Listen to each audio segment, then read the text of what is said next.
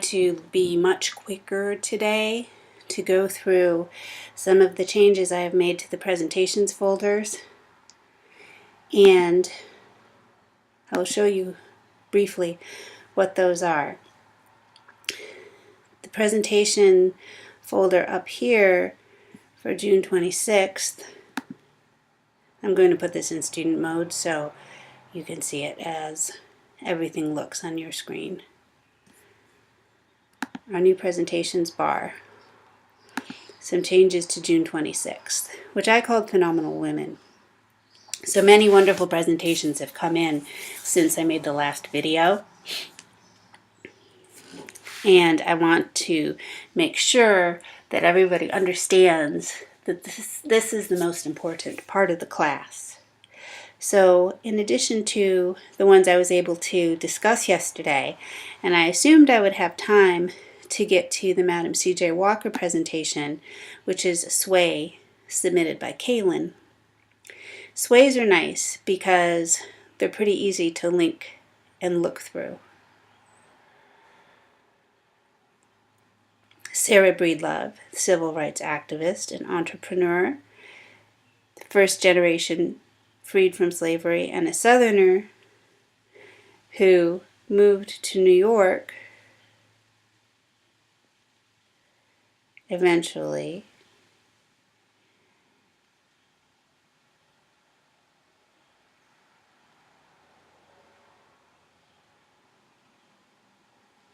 Well, actually moved all over the country. She did live in Harlem, or maybe her daughter Alelia lived in Harlem and had great parties. That's the choice. That's the reason for my confusion here. But one of the first black entrepreneurs. A leader and a survivor of sexual abuse. Now, this is a theme that we are seeing somewhat in the Phenomenal Women videos as well. Here we have a video biography of Madam Walker. And to complement that, a sway on hair. We have two new presentations, one on Tyra Banks and one on Eartha Kitt. And we have a new presentation that asks why African American women might be devalued despite the obvious phenomenalness of the women featured in this folder. It returns us to Malcolm X. The most disrespected, unprotected, and neglected person in America is the black woman.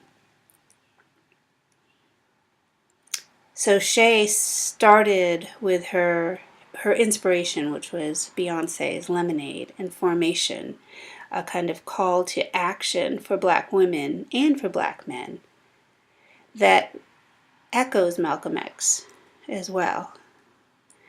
And let's think about the ways that, just like Coates suggests, violence toward the black body is a pattern inherited from slavery, sexual violence toward black women is another inheritance from slavery. This brings us to Patricia Hill Collins, who we've studied, as well as, to a lesser extent, Coates. And Shay uses the feminist term here, male gaze, always looking at women through the eyes of men. And very often as fetishes, a Patricia Hill Collins term, and sexually objectifying black women in extreme ways that white women don't suffer from. Now, when we think about what Patricia Hill Collins said about buttocks, and here we have Nicki Minaj participating in that stereotype of black womanhood, people will say, oh, but Kim Kardashian. Well, Kim Kardashian was already a very wealthy and privileged white woman when she decided to start exploiting her own buttocks. So that's a little bit different than being a black woman trying to gain fame and possibly notoriety, and having as the default mean to fame exploiting yourself with this kind of imagery. Kim Kardashian had a whole bunch of other choices, and it wasn't expected of her to promote her bottom. Shea particularly shows concern for the internalized racism, and we talked about internalized racism with colorism too, when black men fall into the pattern of devaluing black women that is a really dominant ideology in white society. And Shea ends her presentation with a real plea. Before you knew my gender, you knew I was black. Love your race and love and value your gender too. Black women should be valued at least as much as other women. Now, I had a little quandary with organizing these folders because another presentation came in about Shirley Chisholm.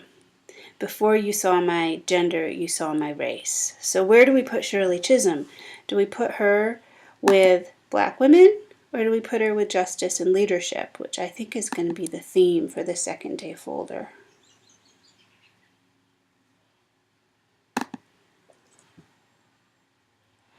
Shirley Chisholm, one of the first African Americans in the U.S. Congress in the 20th century. Many of the freedoms we hold today are freedoms that Shirley Chisholm first fought for. Worked for 7 terms in Congress. Helped to found the Congressional Black Caucus in 1971. And the Congressional Black Caucus actually made the road for other congressional caucuses that represent minorities. The Hispanic, for example, the Sikh, and the Asian Pacific American Caucus. These caucuses are important because they rally Congress to recognize the rights of minorities and not just move forward with a white nationalist agenda.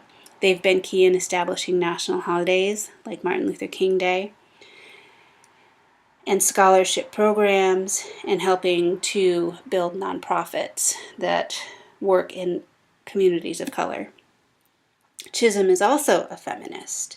So this question of race and gender as interlocking sites of identity continues with Chisholm, and it's something that started in yesterday's folder.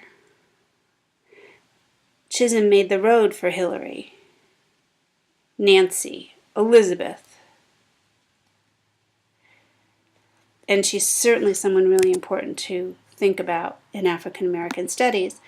But the folder that I included Chisholm in is not just a woman's folder. It's a folder that includes Thurgood Marshall, Barack Obama, Ta-Nehisi Coates, and even J. Cole. Something I learned about J. Cole was that he used his college education to place him geographically in New York to get into that East Coast hip-hop scene. But he also was an incredible, highly achieving student, and maybe he had a backup plan. You know, his mother's house went into foreclosure while he was in college.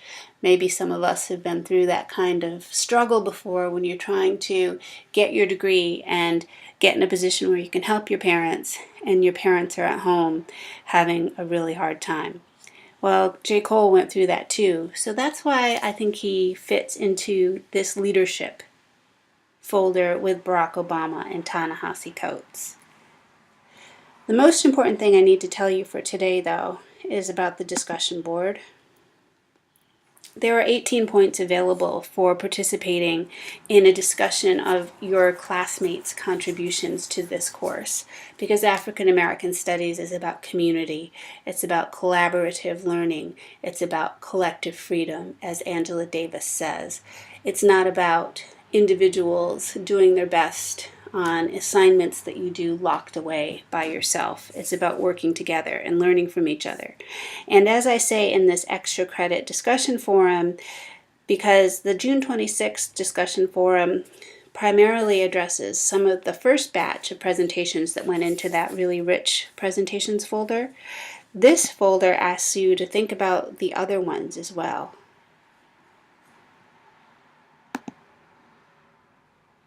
So revisit the June 26th folder. I still had Shirley Chisholm in here when I wrote this prompt, but she moved forward to the Justice and Leadership folder. And I just want to leave you with thinking about why I added this extra credit for this week.